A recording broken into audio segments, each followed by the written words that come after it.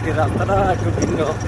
পুরো রাস্তাটি এরকম আমি যেভাবে দেখাচ্ছি আপনাদেরকে, পুরো রাস্তাটি সোলিং করা, কিন্তু দুই পাশে চা বাগান আছে, উঁচু নিচু পাহাড়, অনেক জায়গায় চা বাগান না, বিভিন্ন গাছপালা আছে, পাহাড়ি গাছ।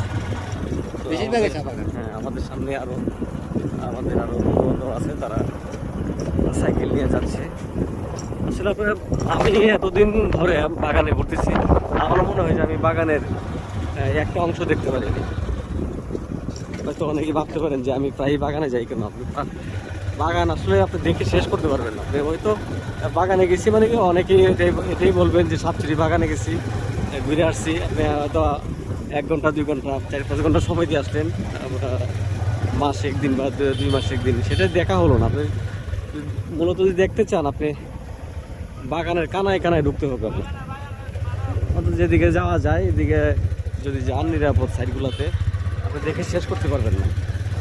কত 1-2 বছর ধরে ঘুরতেছি, শেষ হয় না, আর অনেক বেশি হয়তো, বা আমি আর তো গেপে গেপে, কিন্তু মানে প্রতিনিয়ত কোনো না কোনো জায়গায় নতুন একটা জায়গায় যাই। ঘটনা হয়েছে, আমরা তো লাগার 3 মাস কোনো সত্য করে নিস নাই, পাহাড়ে আসতেছি, একটা জায়গা নতুন পাচ্ছি।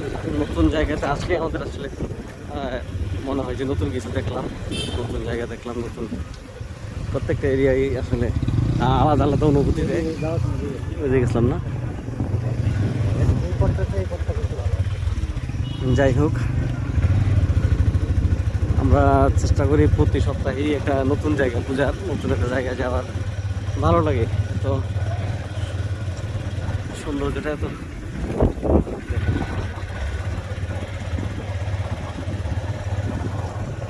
এদিকে নিচু জায়গা, ঢালু জায়গা আছে। পাহাড়ের একটা সবচেয়ে বড় সৌন্দর্য পাহাড়ের ঢালু জায়গা।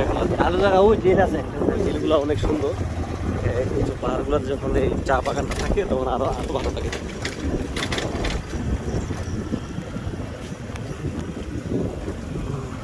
এই যে লাইট ভাই ড্রাইভ করতেছে, জিতু ভাই, আর আমি পিছনে আছি, ভিডিও করতেছি।